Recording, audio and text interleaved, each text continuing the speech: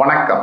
நல்ல நேரம் நிகழ்ச்சியின் சார்பாக அத்துணை சப்ஸ்கிரைபர்களையும் எல்லா அன்பு உள்ளங்களையும் எனது நண்பர்களையும் வருக வருக என வரவேற்பதில் பெருமகிழ்ச்சி கொள்கிறேன். வக்ரதுண்ட மகாகாய சூரிய கோடி சமப்பிரப அவிக்னம் குருமே தேவ சர்வகாரியேஷு சர்வதா. தென்னாட்டுடைய சிவனே போற்றி, என் நாட்டவர்க்கும் இறைவா போற்றி. நண்பர்களே, இந்த புத்தம் புதிய காணொலியில் உங்கள் அத்துணை பேரையும் வரவேற்பதில் மிக்க மகிழ்ச்சி கொள்கிறேன். இன்றைக்கு நம்ம பார்க்க போகிறது ஒரு சீரியஸ் எபிசோட்ஸ். இதில் டாபிக் கடவுள் சொல்லும் தீர்ப்பு. எவ்வளவு அருமையான தலைப்பு பாருங்க. நம்ம ஒவ்வொருத்தருடைய வாழ்க்கையிலும் கடவுள் நமக்குன்னு ஒரு தீர்ப்பு வச்சிருப்பார். நல்லவங்களுக்கு, கெட்டவங்களுக்கு, பொய் சொல்றவங்களுக்கு, பித்தலாட்டம் பண்றவங்களுக்கு, இல்லை மற்றவங்களுக்கு தர்ம காரியங்கள் பண்றவங்களுக்கு, தன்னுடைய சுகத்தை பெருசா பார்க்காம மற்றவங்களுக்காக வாழ்க்கையை நடத்துறவங்களுக்கு. இன்றைய கால சூழ்நிலையில் பல உறவுகளில் வாழ்க்கையில் என்ன நடக்குது அப்படின்னா, தப்பான புரிதல். ஒருத்தர் நல்லவராக இருந்தால் அவரை தப்பாக புரிஞ்சுக்கிறது, ஒருத்தர் கெட்டவராக இருந்தால் அவரை நல்லவர்னு புரிஞ்சுக்கிறது. இதனால வரக்கூடிய விளைவுகள், கான்சிக்வன்சஸ், அந்த பிரச்சனைகள், இதை தாங்க முடியாத மனம், துரோகம், ஏமாற்றம், தாங்கிக் கொள்ள முடியாத மனம், இதனால வரக்கூடிய பிரச்சனைகள். இப்படி ஒவ்வொருத்தருடைய வாழ்க்கையிலும் நம்ம நல்லது பண்ணா ஒரு தீர்ப்பு, நம்ம கெடுதல் பண்ணா ஒரு தீர்ப்பு அப்படின்னு நம்ம நம்புறோம். ஆனா இதெல்லாம் தவிர்த்து பெருவாரியான மக்களுடைய மனசுல இருக்கிறது என்ன அப்படின்னா, நான் எந்த தப்பும் பண்ணல, நான் ஒரு தப்பும் பண்ணல, எனக்கு ஏன் இவ்வளவு கஷ்டம்,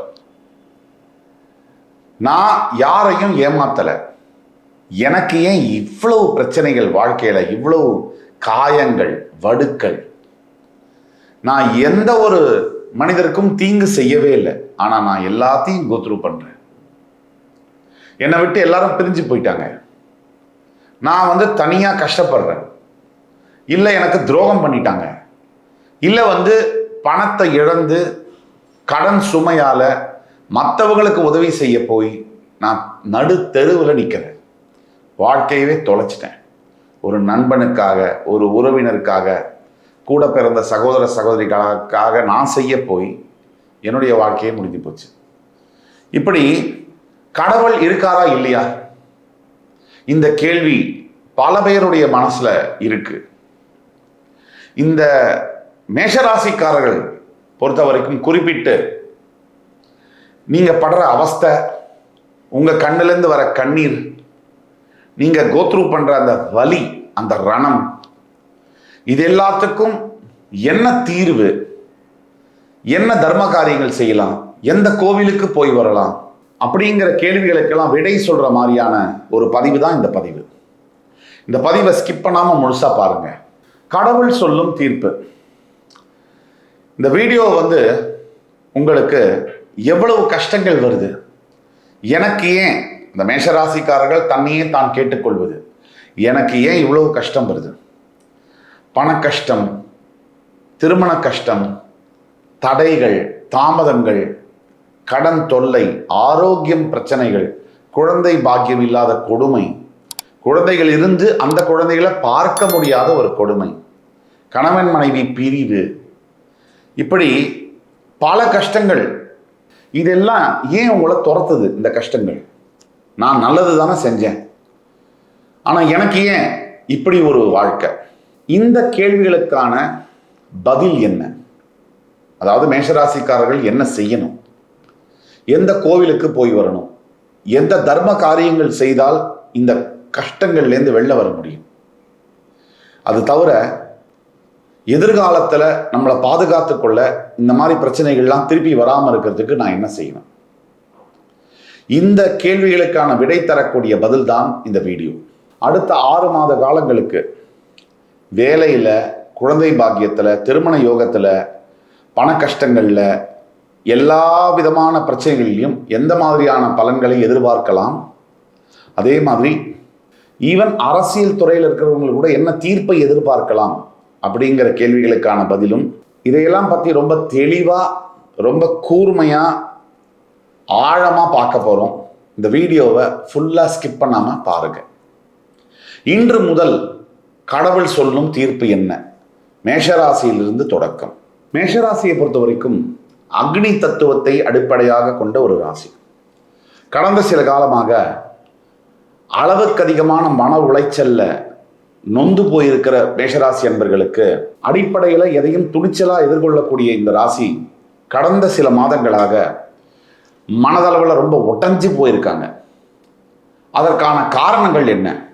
அந்த காரணங்கள்ல முதல்ல வருவது பண கஷ்டம். எவ்வளவோ சம்பாதிக்கிறேன், கை நிறைய சம்பாதிக்கிறேன், ஆனா எப்படி செலவு வருதுன்னு தெரியல. சம்பாதிச்சு வீட்டுக்கு கொண்டு வர காசு அப்படி மாயம், காத்துல கற்பூரம் கரைகிற மாதிரி கரையுது. இதெல்லாம் ஏன் நடக்குது? அதாவது வரவு வருது, அதை விட வேகமா செலவு இருக்கு. அதே மாதிரி அளவுக்கு மிஞ்சிய செலவு, கையில காசு தங்காத நிலை, இதெல்லாம் ஏன் ஏற்படுது? எல்லாத்தோட ரொம்ப முக்கியம், நாளைக்கு என்ன பண்ண போறோம் அப்படிங்கிற மன பயம் இருக்கு இல்லையா? அது மேஷராசிக்காரர்களை துண்டு துண்டா நறுக்கிட்டு இருக்கு. இரண்டாவதாக திருமணம் சம்பந்தப்பட்ட வாழ்க்கையில தடை, குடும்பத்துல வரக்கூடிய பிரச்சனைகள். இப்போ என் வயசுல இருக்கக்கூடிய மற்ற பல ஃப்ரெண்ட்ஸுக்கு திருமணம் ஆயிடுச்சு, எனக்கு இன்னும் திருமணம் ஆகலை. வரவெல்லாம் கேட்குறான், என்னப்பா கல்யாணம் ஆயிடுச்சா, என்னப்பா ஆச்சு, பொண்ணு பார்க்குறியா, மாப்பிள்ளை பார்க்குறியா கேட்டுட்டே இருக்கான். ஆனால் எனக்கு இன்னும் திருமணம் நிச்சயம் பண்ண பாடாவே இல்லை. நடக்கிறதெல்லாம் அடுத்தது. பொண்ணு யாரு மாப்பிள்ளை யாருன்னு கூட தெரியல. சுத்த விடுது. அழகு இருக்கு, படிப்பு இருக்கு, பணம் இருக்கு, நல்ல வேலையும் இருக்கு, கல்யாணம் மட்டும் நடக்க மாட்டேங்குது. இப்படி சொல்லி கதறக்கூடிய 90s கிட்ஸ் ஆகட்டும், 2K கிட்ஸ் ஆகட்டும், ஏன் ஜென்சி கிட்ஸ் ஆகட்டும், பல பேர் இருக்காங்க. மூன்றாவதாக குழந்தை பாக்கியம். சொந்தக்காரங்களாகட்டும், நண்பர்களாகட்டும், கல்யாணமாகி அவன் 2 குழந்தையை பெற்று ஸ்கூல்லையே சேர்த்துட்டான். நமக்கு இன்னும் குழந்தை பிறந்த பாக்கியமே இல்லை. இது எல்லாரும் சராசரியாக நம்ம இந்திய சமுதாயத்தில், எஸ்பெஷலி தமிழ் சமுதாயத்தில் கல்யாணம் ஆன உடனே என்னம்மா ஏதாவது விசேஷம் இருக்கா, என்னப்பா ஏதாவது விசேஷம் இருக்கா, இதை கேட்காதவங்க இருக்க முடியாது. சும்மா போகிறவங்க சொரிஞ்சு விட்டு போயிடுவாங்க. அதாவது நமக்கு குழந்தை பாக்கியம் டிலே ஆகுதுங்கிற வருத்தம் நம்ம மனசை தொலைச்சிக்கிட்டு இருக்கிற அந்த நேரத்தில் வரவன் போகிறவங்களாம் அதை ஏற்றி விட விடுவாங்க. இது வேற இந்த கொடுமை.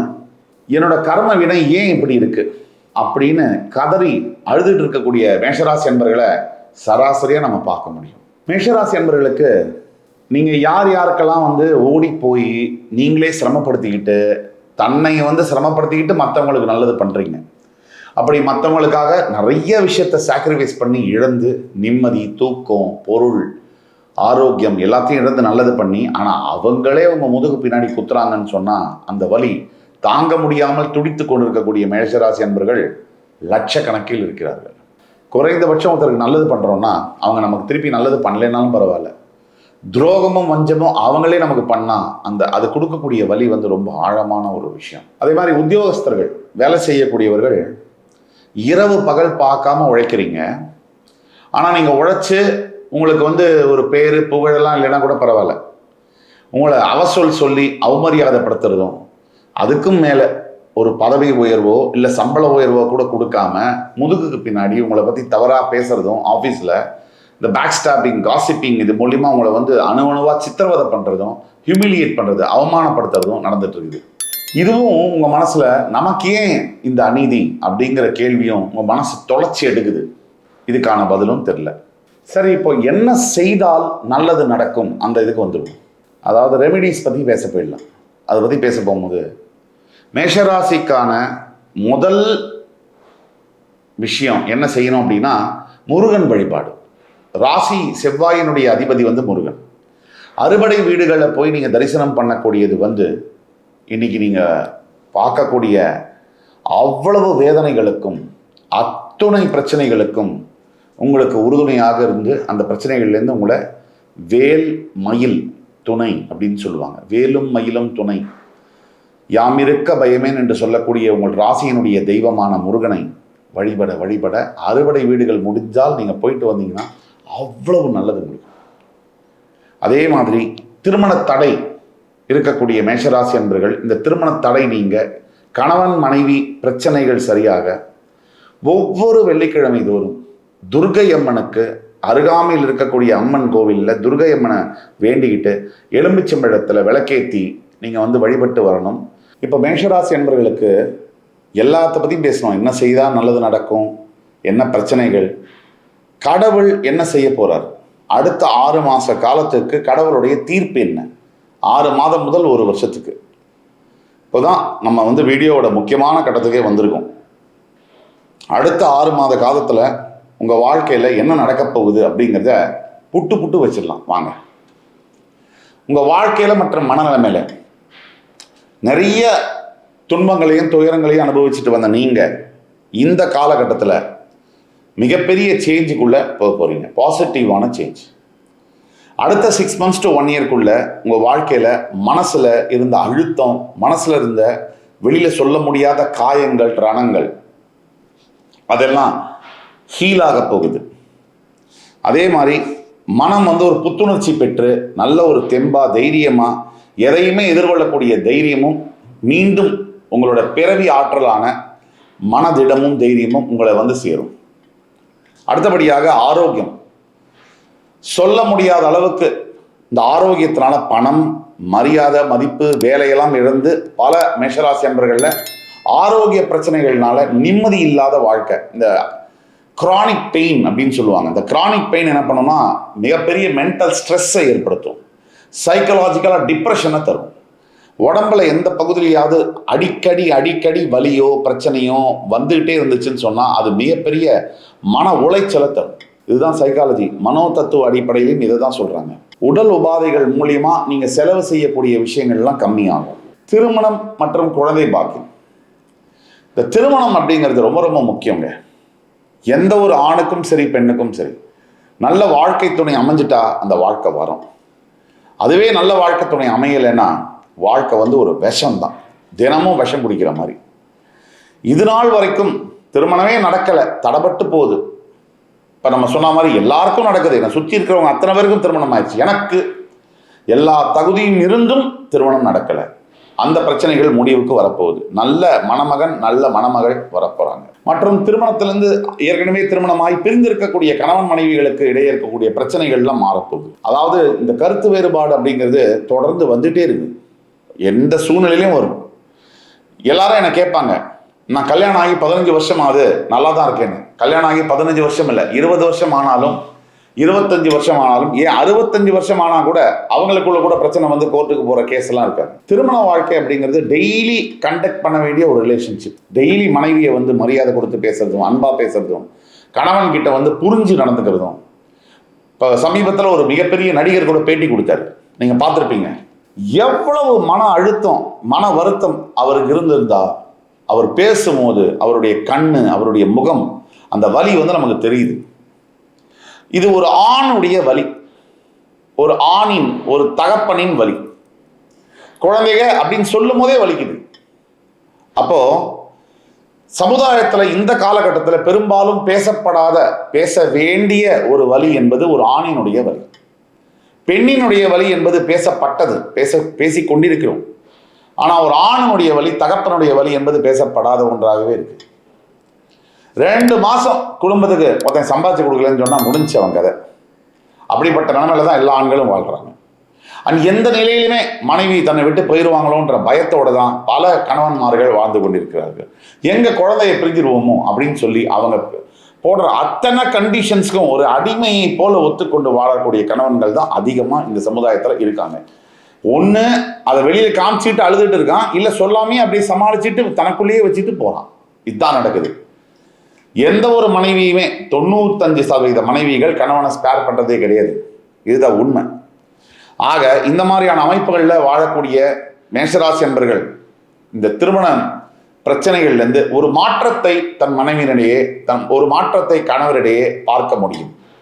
அதே மாதிரி குழந்தை பாக்கியம் இல்லாத மேஷராசி என்பர்களுக்கு இந்த 2ஆம் பாகம் 2026 முதல் கிட்டத்தட்ட ஜூலை மாதத்திலிருந்து குழந்தை பிறப்பு சம்பந்தப்பட்ட நல்ல செய்திகள் உங்களை தேடி சேரும். முக்கியமாக இந்த மாங்கல்ய பாக்கியம் இல்லைன்னு அழக்கூடிய மேஷராசி என்பவர்களுக்கு, திருமணம் ஆன சுமங்கலிகளுக்கு தாலிச்சரடு, மஞ்ச கயிறில் தாலிச்சரடு மற்றும் முகம் பார்க்கக்கூடிய கண்ணாடியை தானமாக கொடுக்க உங்களுக்கு அந்த கஷ்டங்கள் நிவர்த்தி ஆகும். அதே மாதிரி வேலையில் மேஷராசி என்பவர்களை யாரெல்லாம் உங்களை கேவலமாக பேசுனாங்க, யாரெல்லாம் உங்களை அசிங்கப்படுத்தினாங்க, யாரெல்லாம் உங்களை உதாசீனப்படுத்தினாங்க, யார் யாரெல்லாம் உங்களை ரொம்ப மோசமாக நடத்தினாங்க ஆஃபீஸில், அவங்களுக்கெல்லாம் பாடம் கற்பிக்கக்கூடிய நிலைமையில நீங்கள் வந்து வெகு சீக்கிரம் உட்காருவீங்க. இன்னும் 2 மாதத்துக்குள்ள. அதாவது சரியான பதில் கொடுப்பீங்க. காதல் ஒரு தலை காதலாக இல்லை காதல் 2 தலை காதலாக இருந்தாலுமே அதில் இன்னைக்கெல்லாம் காதலிச்சவனை மாதிரி கஷ்டப்படுறவன் எவனுமே கிடையாது. ஒரு 100 கோடி வச்சிருக்கிறவன் கடன் கொடுத்தவன் கூட இவ்வளோ கஷ்டப்பட மாட்டான். ஆனால் காதலிக்கிறவங்க படுற கஷ்டம்ங்கிறது இன்னைக்கு அப்படிப்பட்ட ஒரு கஷ்டம். நித்திய கண்டம் பூர்ண ஆயுசு. இன்னைக்கு காதல் வந்து இதுதான். காலையில் ஆரம்பிக்கிற காதல் சாயங்காலம் வரைக்கும் தாங்குமா ஐசியூவில், அது தப்பிச்சு வருமா அப்படின்னு நினைக்கக்கூடியவங்க தான் அதிகமாக இருக்காங்க. அந்த மாதிரி இருக்கக்கூடிய மேஷராசிக்காரர்களுடைய காதல் எல்லாம் ஜெயிக்க போகுது.